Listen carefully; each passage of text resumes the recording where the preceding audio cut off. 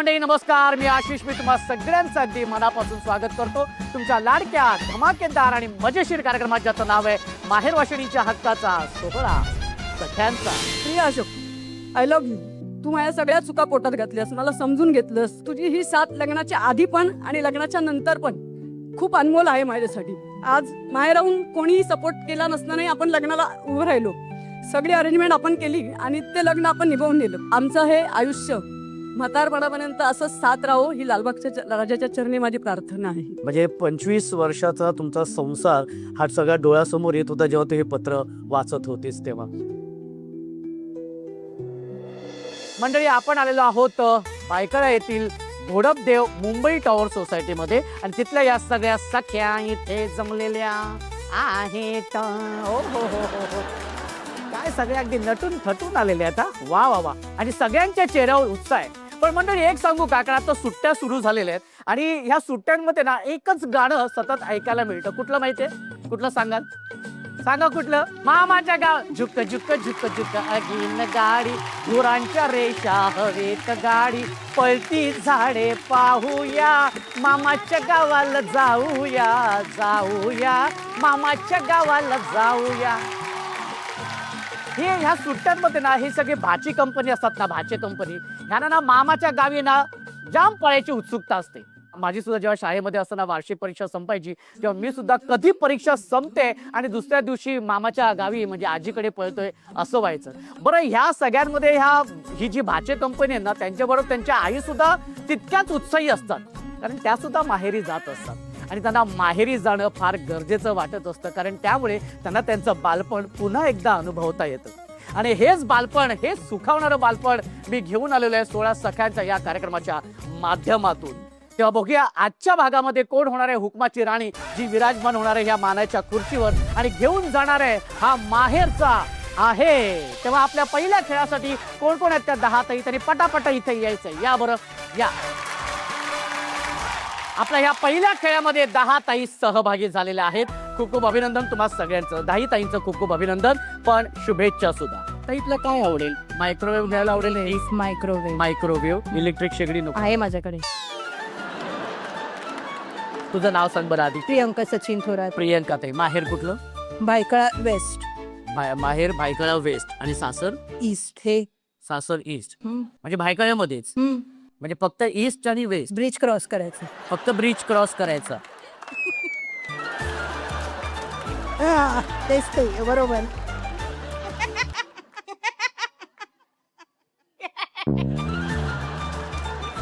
पण तू love marriage आहे बरोबर? किती वर्ष म्हणजे प्रेम प्रकरण? 3 वर्ष. ओके. आणि नंतर मग लग्न केलं लगेच. पण मग कोणी आधी विचारलं? कोणीच नाही. झालं आपोआप चिडवून सगळ्यांनी, फ्रेंड्सने. म्हणजे सगळ्यांनी चिडवा चिडवीमध्ये तुम्ही सिरियसली घेतलं? अच्छा, ओके. मग आता लग्न होऊन किती वर्ष झाली? 7 वर्ष. 7 वर्ष. एक उखाणा पटकन होऊन जाऊ दे. चांदीच्या ताटात गुलाबाच्या कळ्या, गुलाबाच्या कळ्या सचिन रावांच्या चेहऱ्यावर पडतात छान छान खळ्या. खरोखर पडतात. सर्व पडतात. मला वाटतं त्याच बघून हा होकार दिला. नाही, त्या नंतर दिसल्या, दाढी होती ना. ओके, हरकत नाही. 2 तास आहे त्यांच्यासाठी होऊन जाऊ देत. शीतलताई, माहेर कुठलं? लालबाग. बरं, आणि सासर? हे काय घोडपदेव. लालबाग माहेर, सासर इथे. लालबाग मध्ये शॉप होतं हा. आणि त्यांचं होलसेलचं शॉप ते. सो आम्ही माल आणायला जायचो, तर माल पटवलं. तुम्ही काय करायचं? माल आणायला जायचं, सामान आणायला जायचो. आणि ते काय करायचं? ते डिस्ट्रीब्युटर होते ना, तर आम्ही सामान आणायला जायचो, तर तिथे आमचं लव्ह मॅरेज झालं. तिथेच लव्ह मॅरेज झालं. ताई, खूप खूप अभिनंदन आणि शुभेच्छा तुला सुद्धा. हा, सगळ्यांना शुभेच्छा. ओके. आणि आता आपण जाऊया आपल्या खेळाकडे.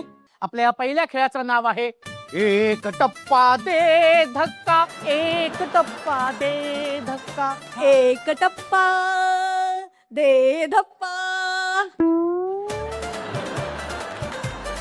पूर्ण चालच बदलून टाकलेली आहे. एक टप्पा दे धप्पा नाही, धक्का. धक्का. हा, रेडी. एक टप्पा, एक टप्पा म्हणून मी करत नव्हती. काही हरकत नाही. वा, खूप छान. सगळ्यांना खेळाचं नाव कळलेलं आहे, एक टप्पा दे धक्का. हा, आता हा खेळ असा आहे की तुम्ही जशा आता उभ्या तशाच उभ्या असणार आहेत. ओके, आणि माझ्या हातामध्ये एक मोठा चेंडू असणार आहे. तो चेंडू घेऊन मी खाली टॅप करणार आहे. टॅप केला की टाळी वाजवायची आहे आणि टाळी वाजवल्यानंतर असं करायचं आणि आवाज आयला पाहिजे. हा, कसं करायचंय? मी आवाज काही कसं करणार? हा, अरे अरे बापरे, चला तर कळलंय तुम्हाला नक्की.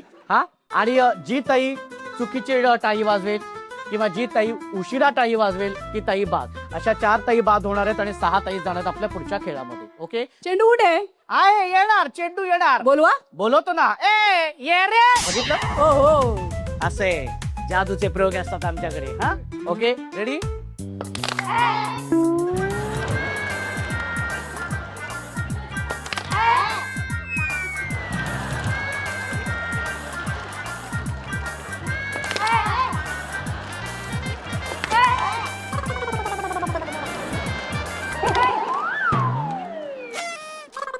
हे बात आहे.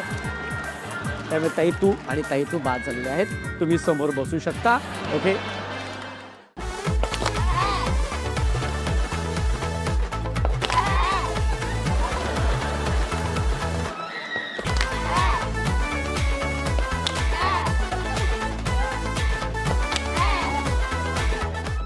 एक मिनिट सगळ्यांनी तसेच थांबा.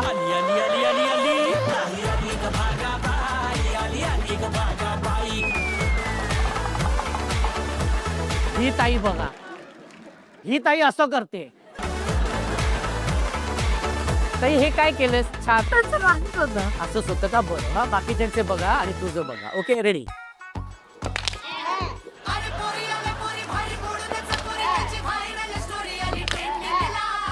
ताई मध्ये मध्ये जीभ आतमध्ये पण घ्या. पहिल्यापासून तशीच आहे, फक्त टाळी वाजवते. हा,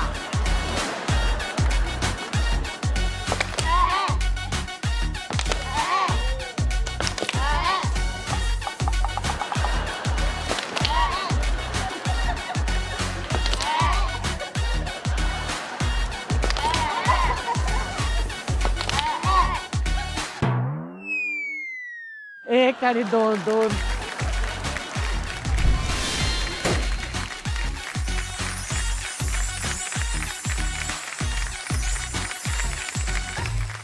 तर ताई पुन्हा तुम्हा सगळ्यांचं, साई ताईंचं खूप खूप अभिनंदन. आता हा खेळ जो आहे त्या खेळाचं नाव आहे रिंगा सटॅक फुगा फटॅक.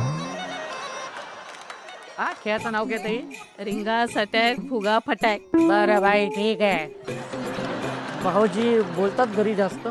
हो. का तू बोलते जास्त? रागवतो कोण जास्त? रागवतो कोण?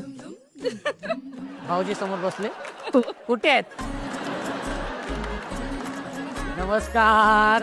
पण कसं आहे, भाऊजींचा शांत स्वभाव आहे ना एकदम? हो, शांत आहे. हा? हो हो, शांत आहे. कशी बोलले माहितीये? हो, शांत आहे. काय हरकत नाही. आता हा खेळ असा आहे की तुम्ही बघतायत की तुमच्यासमोर प्लास्टिकचं भांडण आहे, त्याच्यात 3-3 फुगे आणि बाजूला प्लास्टिकचे तुकडे. काय करायचंय? आधी एका वेळी एक फुगा फुगवायचाय, त्याला व्यवस्थित गाठ मारायची आहे. गाठ मारून झाल्यानंतर स्वतःच्याच अंगावरती फोडायचंय. असे 3 फुगे फोडल्यानंतर मग तुमच्या समोर जे प्लास्टिकचे तुकडे आहेत ते जोडायचे. ते जोडल्यानंतर एक रिंग तयार होईल. ती रिंग तयार झाली की स्वतःच्या अंगावरती अशी घ्यायची, खाली टाकायची आणि हात वरती करायचंय. म्हणजे आम्हाला कळेल पहिली तरी कुठली, दुसरी कुठली आणि तिसरी कुठली. ओके, कळलेलं आहे? ओके, तयार आहेत तुम्ही? नक्की या बरं, आपापल्या भांड्याजवळ या. ओके, या बरं. आणि त्यासाठी तुमची वेळ सुरू होते. 1 2 3.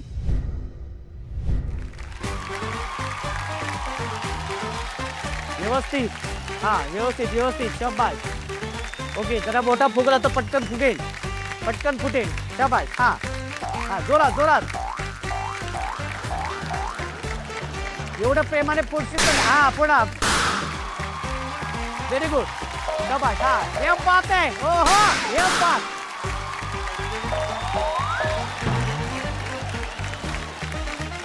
ये बात आहे. 3 ताई जाणार पुढच्या खेळामध्ये. पटापटा पटापटा एकाच हाताने फोडायचं आहे.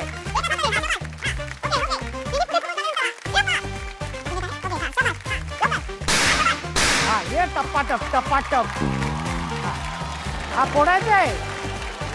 तू चोळतेस. हा वा व्यवस्थित. हा शाबास. अरे क्या बात आहे. रिंगा बनवायला घ्यायचे. अरे क्या बात आहे. ओके दिवाळी आधीच फटाके फुटतायत इथे. Very good. आणि घट्ट जोडायचे आणि हात वरती करायचे आणि आपल्या अंगाभोवती असं टाकायचं. गळ्यातून खाली ठेवायचे. Very good very good. हा शाबास शाबास. हात वरती करायचे. हात वरती करायचे. हात वरती करायचे. ओके शाबास. अजून. हा हा फुटणार फुटणार. 1 मिनिट. हा शाबास. हा हा बघू. हात वरती करायचे. हा व्हेरी गुड. हा शाबास. हा नाही नाही फोडायचंय. 1 मिनिट बघू जरा. हे छोटा आहे छोटा आहे. कमी खूप. आता हा फुगा कसा फुटणार आहे मला सांग बघ. हा आहे. ओके. आणि वेळ झालेली आहे निर्णयाची. 3 ताई ज्या आपल्या पुढच्या खेळामध्ये गेल्या त्या ताई आहेत. शीतलताई एकदा हात वरती करायचे. Very good. त्याच्यानंतर प्रियाताई हात वरती करायचे आणि नंतर स्वप्नालीताई हात वरती करायचे. 3 ताई गेल्यात आपल्या शेवटच्या खेळाकडे आणि 3 ताई बाद झालेल्या आहेत.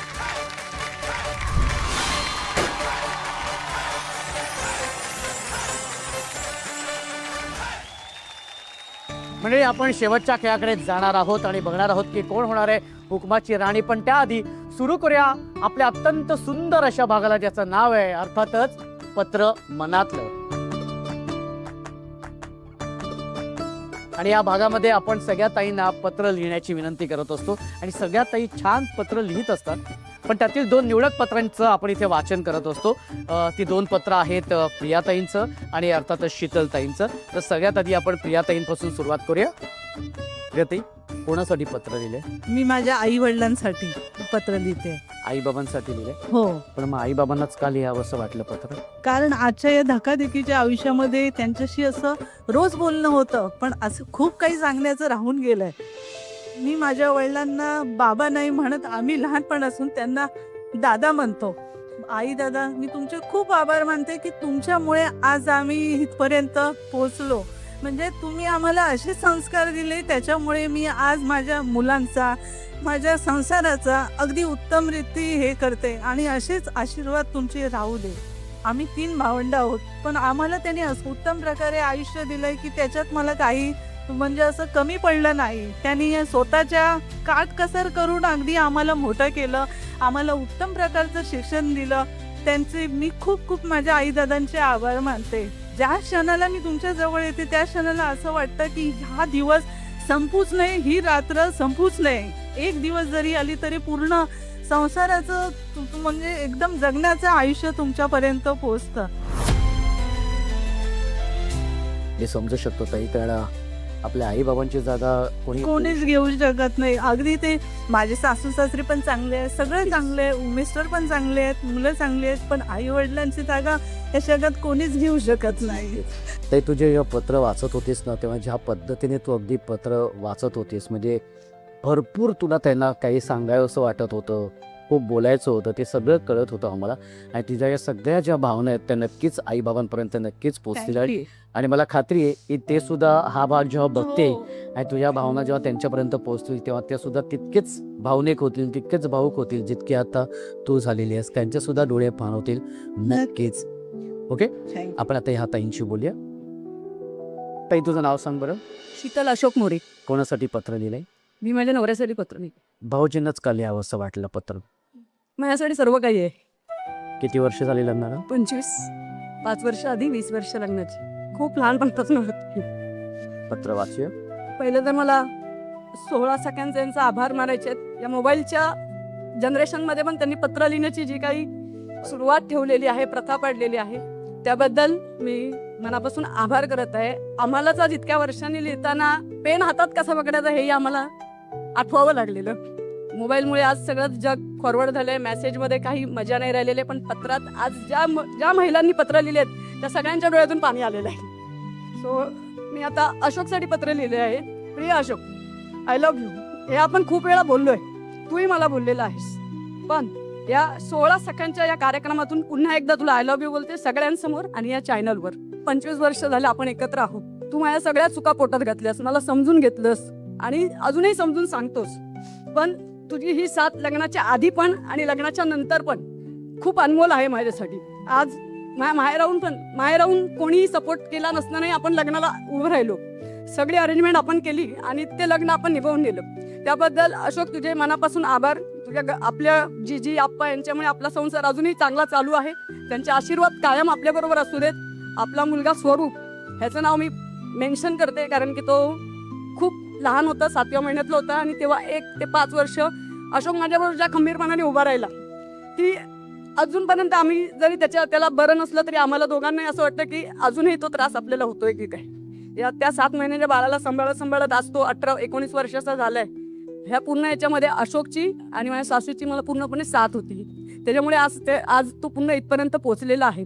जगात सर्व नाती आहेत सर्व, पण त्या एका माणसामुळे मला सगळं नाती दिसतात. माझा भाऊ, माझा मित्र, माझ्या वडिलांसारखं प्रेम केलं त्यांनी माझ्यावरती. ज्या वेळेला आम्ही हॉस्पिटलमध्ये होतो त्यावेळेला म्हणजे आईसारखी माया लावली.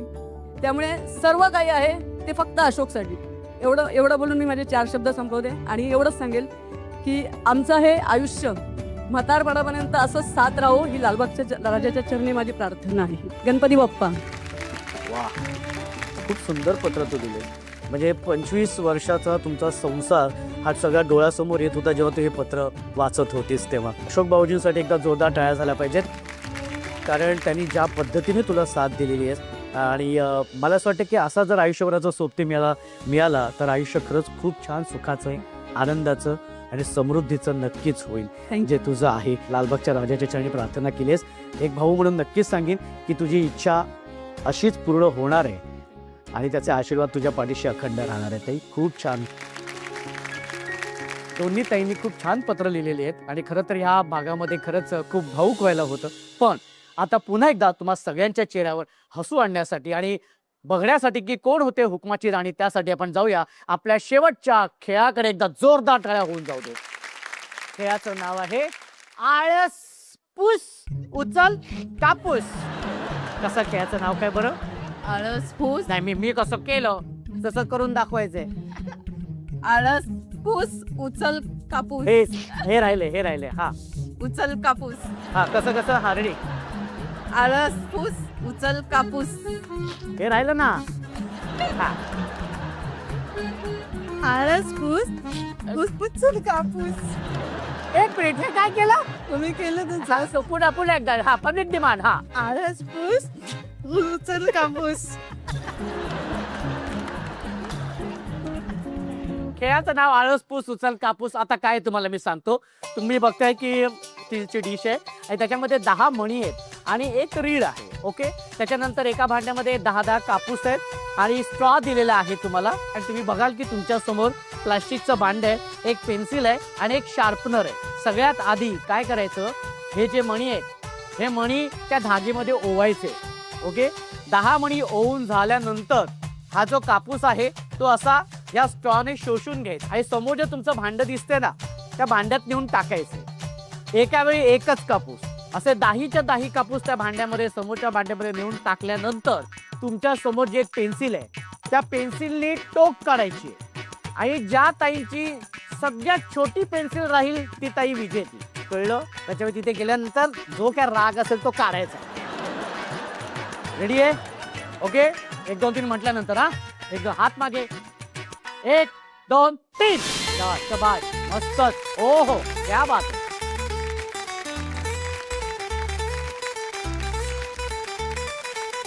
आता मणी ओवायचे तर आला चष्मा.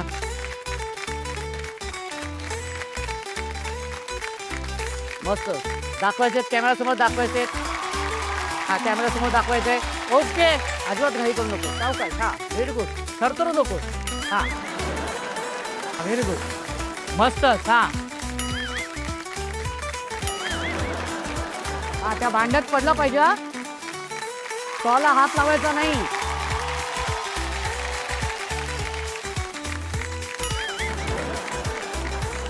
हा दाखव. Very good. हा व्हेरी गुड. मस्त. हा हा हात स्टॉचा हात काढ. हा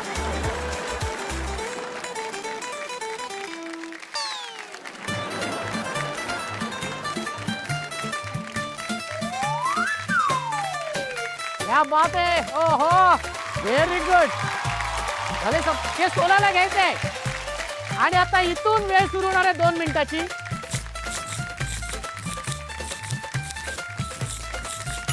ओके व्हेरी गुड. आता चष्मा नको. Very good very good. शेवटची 10 सेकंद. 10 9 8 2 आणि 1. आणि अशा पद्धतीने कुठला राग काढला एवढा? कोणाचा राग काढला पेन्सिलवर? खरं सांगायचं. जिंकायचा राग काढला. जिंकायचा राग काढला.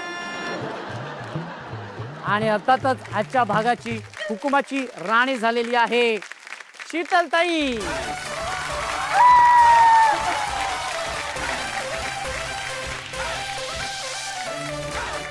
आणि उपविजेती ठरलेली आहे स्वप्नालीताई आणि तुला मिळते इंडक्शन. अभिनंदन ताई, उपविजेती ठरलेली आहेस तू. Very good. कसं वाटतंय?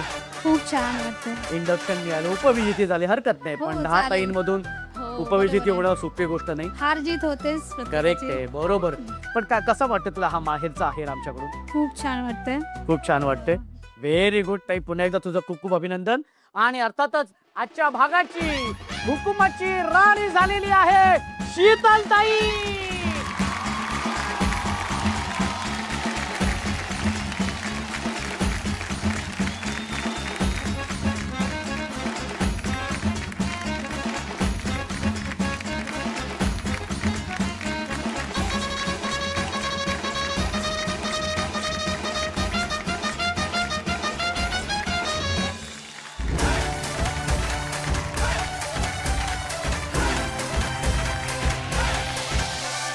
सोहळा सख्यांचा, सोहळा सख्यांचा, हो हो हो, सोहळा सख्यांचा, सोहळा सख्यांचा, हो हो हो, सोहळा सख्यांचा. आणि अर्थातच ताई तू हुकमाची राणी झालीस, त्याच्यामुळे सन मराठीकडून मिळतोय माहेरचा आहेर. अर्थातच मायक्रोवेव्ह. जोरदार टाळ्या. कसं वाटतंय ताई? खूप छान वाटतंय. खूप छान वाटतंय. विचार केला होता हुकमाची राणी होशील म्हणून? नाही विचार केला नव्हता. नाही ना? नाही. बघ कशी संधी मिळाली. सोनं झालं संधीचं खऱ्या अर्थाने. पण ताई आता तू हुकमाची राणी झालेली आहेस, तर असं कुठला हुकूम तुला इथे सोडा असं वाटतं की तो सगळ्यांनी पाळला पाहिजे? चांगल्या अर्थाने. हा, गृहिणीला सन्मान मिळाला पाहिजे. आज माझे मिस्टर मला म्हणाले की जा जा ग खेळून ये, बघू पुढं काय होते. एन्जॉय म्हणून जायचं, आपल्याला जिंकायचंय थोडीच. पण आज खरंच जिंकले मी. खरंच. म्हणून प्रत्येकीने ह्याच्यामध्ये सहभाग घेऊन आपलं कुठं ना कुठं तरी आपण त्याच्यामध्ये सकारात्मक विचार करून या गोष्टी खरंच घडवून आणल्या पाहिजेत. असं नाही की मला होणार नाही. होणार का नाही होणार? ताई तुझं पुन्हा एकदा खूप खूप अभिनंदन. थँक्यू. आता तू हुकमाची राणी झालीस बाबा. एक सेल्फी काढू तुझ्या बरोबर? हो चालेल. चालेल ना?